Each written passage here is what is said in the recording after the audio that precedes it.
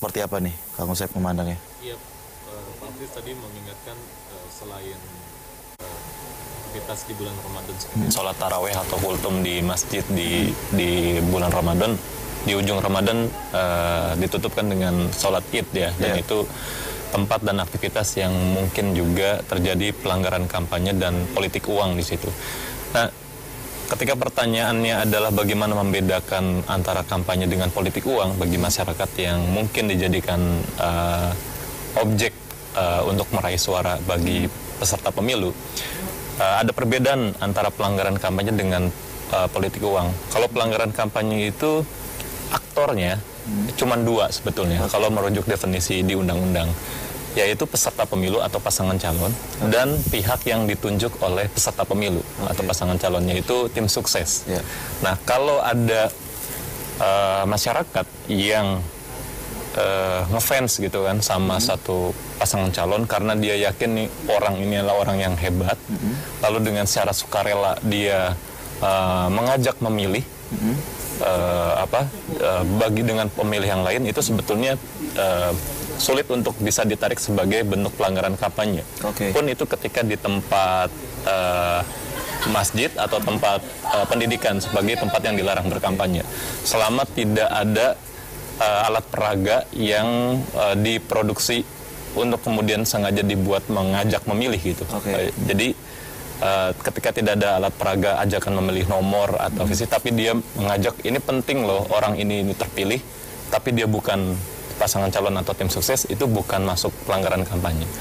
Karena tadi itu makanya sekarang marak gerakan relawan dan sebagainya, karena masyarakat sipil juga berhak mengajak orang yang dianggap benar atau lebih baik dari peserta pemilu yang lain. Itu pertama. Kalau politik uang itu bisa bermasalah bukan hanya dilakukan oleh peserta pemilu dan tim sukses, tapi juga oleh masyarakat biasa.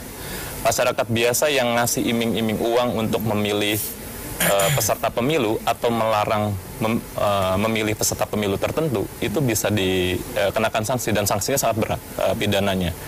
200 sampai 1 miliar. Ini juga tadi kritiknya kan kadang regulasi nggak rasional gitu. Jadi masyarakat biasa kalau ngasih iming-iming uang kepada pemilih yang lain, itu bisa dikenakan sanksi. Dan yang menerimanya pun itu dikenakan sanksi yang sama. Di Undang-Undang Pilkada ini juga tantangan, apakah prospek penegakan hukum dengan regulasi yang amat berat ini.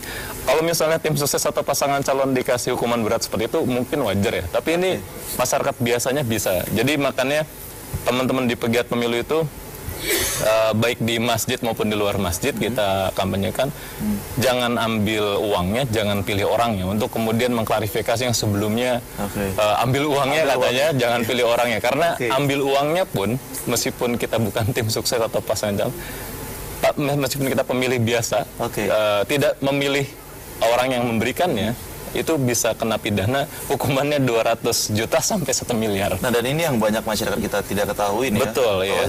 Ketika sebelumnya yang menjadi kalimat pentingnya ambil uangnya, jangan pilih pasangannya. Tapi sekarang ternyata ada tindak pidananya untuk itu. Betul.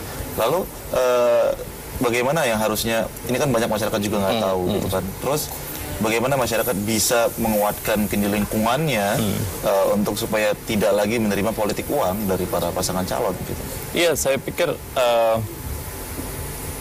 waktu atau tempat aktivitas itu yang kemudian biasa kita gunakan untuk proses pendidikan, ditambah atau dilibatkan juga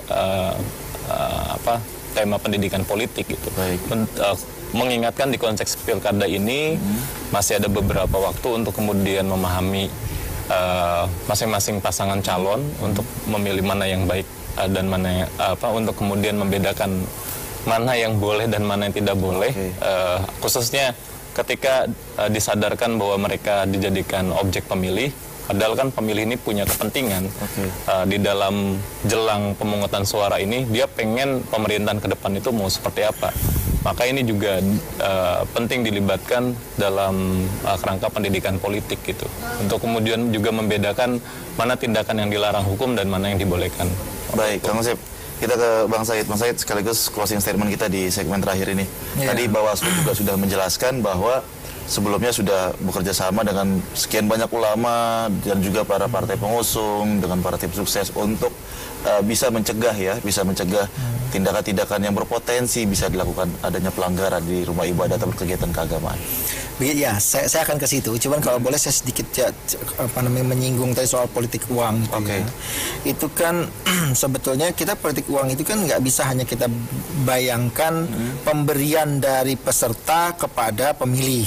Oke. Harus ada ajakannya. Ya, harus ada ajakan macam-macam. Terus kemudian juga dari calon atau peserta kepada penyelenggara kan itu juga termasuk. Betul. Bahkan kalau kita mau tarik ke belakang lagi yang dibilang sebagai sewa perahu atau ongkos mahar begitu kan itu ya bagian. Betul.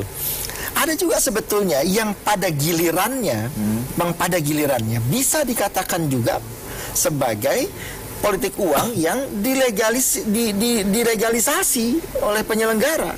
Apa itu? Contoh, sekarang aturannya di pilkada itu biaya kampanye sekian banyak untuk jenis item kampanye itu ditanggung oleh negara lewat APBN, kalau di pemilu ini lewat APBD ya. APBD ditanggung. Maksudnya apa ditanggung itu? Agar ada kesetaraan. Calon yang kaya dengan calon yang miskin punya kesempatan yang sama. Gitu kan? Tapi apa kemudian regulasi KPU-nya? Kalau Anda dari KPU dapat jatah satu calon ini katakanlah 1000 poster umpama atau 1000 stiker, contoh aja ini ya, contoh itu 1000. Tapi kalau Anda punya duit lagi juga boleh, silahkan cetak. Boleh ditambah. Boleh ditambah. Berarti kan yang miskin karena nggak punya duit nggak bisa nambah dia. Keadilan ini kan nggak tercapai akhirnya. Kalau dibilang ya itu kan bukan mempengaruhi pemilih. Loh, alat untuk mencetak itu kan untuk mempengaruhi pemilih. Masa kita bilang bukan untuk mempengaruhi pemilih? Gitu. Akhirnya orang akan berdebat ke sana pada gilirannya gitu. Nah, itu satu hal. Sehingga menurut saya soal politik uang ini juga lagi-lagi kita konsepnya masih belum jelas kecuali yang memang pemberian secara nyata. Sekarang saya beri contoh. Pilkada di sejumlah daerah sekarang banyak mereka yang ada di Jakarta. Kalau ada calon, saya mau calon di satu daerah, katakanlah Jawa Tengah atau di Jawa Barat gitu. Saya mau fasilitasi warga saya yang ada di Jakarta. Saya mau kasih tiket mudik. Itu masuk pada kategori politik uang nggak? Kan batasannya ada, transport misalnya cuma 25.000 atau berapa itu ya, ada ketentuan.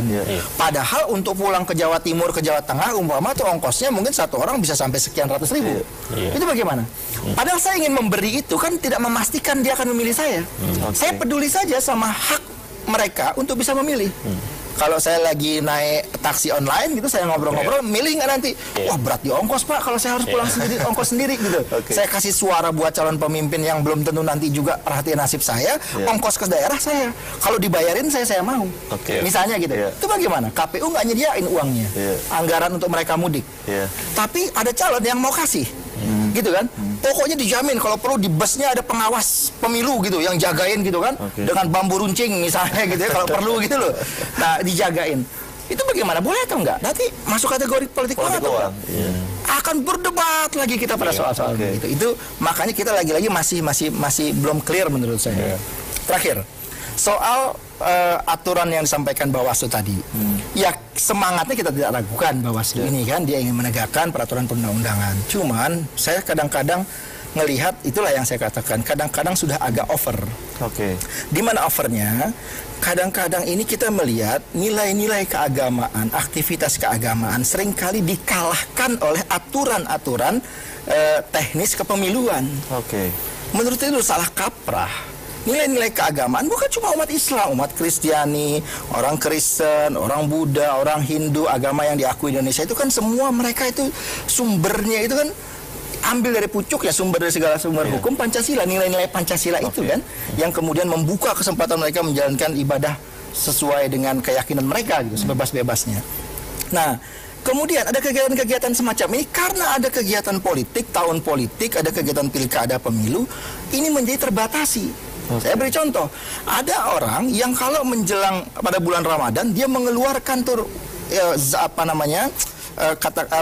dia punya zakat hartanya gitu ya, untuk dikeluarkan di bulan Ramadan, terus kemudian sedekah dan sebagainya. Dia lakukan bertahun-tahun.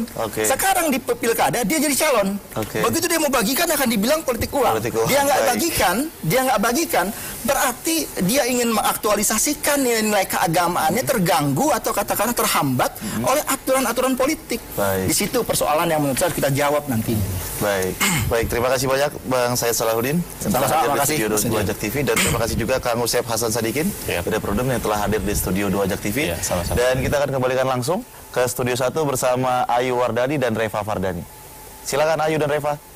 Ya, terima kasih Wahyudi, menarik sekali ya perbincangannya. Betul sekali, dan pemirsa kami masih memiliki beragam informasi menarik lainnya. Usai jeda berikut ini tetaplah bersama kami di Newsroom Jak TV.